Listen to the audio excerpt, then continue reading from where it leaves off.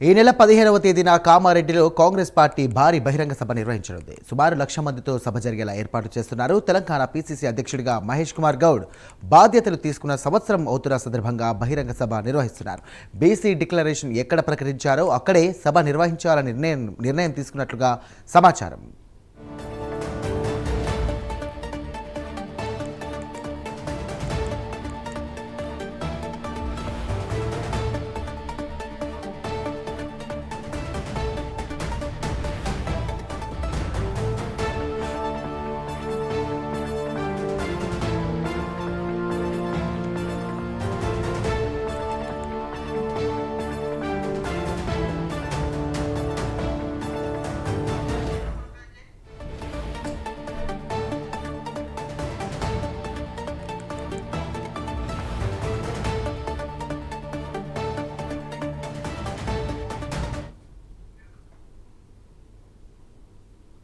Right, breaking చేస్తున్నాం. ఈ నెల 15వ తేదీన కామారెడ్డిలో కాంగ్రెస్ పార్టీ భారీ బహిరంగ సభ నిర్వహించనుంది. సుమారు 1,00,000 మందితో సభ జరిగేలా అన్ని ఏర్పాట్లు చేస్తున్నారు. తెలంగాణ పీసీసీ అధ్యక్షుడిగా మహేష్ కుమార్ గౌడ్ బాధ్యతలు తీసుకొని సంవత్సరం అవుతున్న సందర్భంగా బహిరంగ సభ నిర్వహిస్తున్నారు.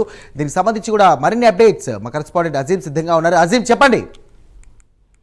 పీసీసీ చీఫ్ గా మహేష్ కుమార్ గౌడ్ ఏదైతే బాధ్యతలు తీసుకొని ఈ నెల 15వ తేదీకి ఏడాది కాలం పూర్తవుతుంది. ఈ నేపథ్యంలో కాంగ్రెస్ పార్టీ కామారెడ్డిలో ఒక సభను ఏర్పాటు చేయాలని భావిస్తుంది. ఈ సభలో సుమారు 1,00,000 మందికి తగ్గకుండా ఏదైతే సభ నిర్వహించాలని చెప్పి భావిస్తుంది. కామారెడ్డిలో నిర్వహించడానికి గల కారణాలు కూడా ఏదైతే గతంలో ఏదైతే బీసీకి సంబంధించిన డిక్లరేషన్ కామారెడ్డిలోనే చేశారో, ఈ కామారెడ్డిలో ఎక్కడైతే బీసీ డిక్లరేషన్ చేశారో ఒక బీసీ నాయకుడు పీసీసీగా ఉన్నారు కాబట్టి అదే స్థానంలో అదే నిజామాబాద్ జిల్లా కూడా ఈ నేపథ్యంలో అక్కడే ఒక సభను నిర్వహించాలని చెప్పి కూడా ఏదైతే పార్టీ భావిస్తుంది. సో ఒక 1,00,000 మందికి తగ్గకుండా కూడా సభ నిర్వహించాలని చెప్పి కూడా పీసీసీ ఏదైతే సీఎం భావిస్తున్నట్టు తెలిసింది. సీఎం ఇప్పటికే మంత్రులకు కూడా ఆదేశాలు కూడా ఇచ్చినట్టు కూడా ఏదైతే మనకి సమాచారం కూడా వచ్చింది. సో ఈ నేపథ్యంలో ఇప్పుడు పీసీసీ మహేష్ కుమార్ గౌడ్ అసెంబ్లీలోని కేఎల్పీ హాల్లో చర్చ కూడా చేసుకుంటూ ఖచ్చితంగా పెద్ద ఎత్తున సభ నిర్వహించాలని చెప్పి ప్రభుత్వం భావిస్తుంది. నేను చేసినటువంటి ఏడాది కాలంలో కూడా అంటే తను ఏదైతే 1 ఇయర్ పీసీసీ అధ్యక్షుడిగా ఉన్నారో ఈ 10 ఇయర్స్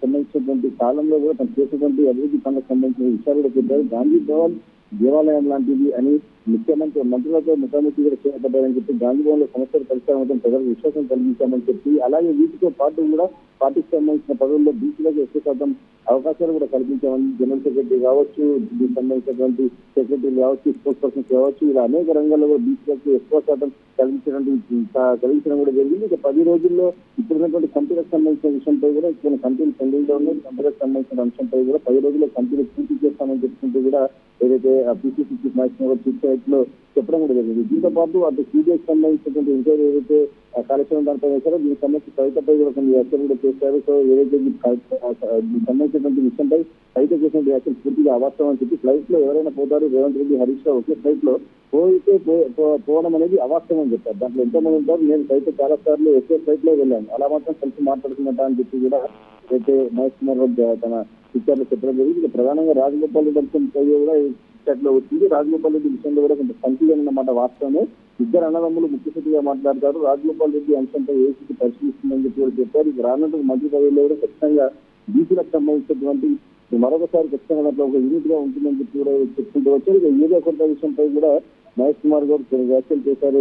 శిక్షలో భాగంగా కూడా మహేష్ కుమార్ గారు ఉన్నటువంటి కొత్త సంబంధించిన అంశంపై కూడా రాష్ట్రంలో వీరక్షరత లేదు, రైతులు దొరకదు అని ఎక్కువగా చూసడం వల్ల సమస్య వచ్చిందని చెప్పి కూడా మహేష్ కుమార్ గారు పూర్తిగా 1 ఇయర్ పాటు మహేష్ కుమార్ గారు పీసీసీ అధ్యక్షుడు కాలంలో చేసేటువంటి పనులు, ఎలక్షన్స్ కి అలాగే తీసేటువంటి కొత్త విధానాలు ఏవైతే ఉన్నాయో పీసీలో కలిసిన సాధన ఎన్ని అంశాలను కూడా కామారెడ్డి సభ సాక్షిగా ఏదైతే బీసీ డిక్లరేషన్ చేసిన ప్రదేశం సాక్షిగా అక్కడే 1,00,000 మందితో ఒక సభను ఏర్పాటు చేసి పార్టీ అధికారంలోకి వచ్చిన తర్వాత పీసీసీ అధ్యక్షుడు మహేష్ కుమార్ అయిన తర్వాత పార్టీలో జరిగిన పరిణామాలు చేసే అభివృద్ధి పరిణామాలు అన్ని కూడా ఆ సభ ద్వారా ప్రజలకు తీసుకెళ్లాలని చెప్పి కూడా అటు ప్రభుత్వం పార్టీ భావిస్తున్నట్టు మనకు చేస్తుంటారు.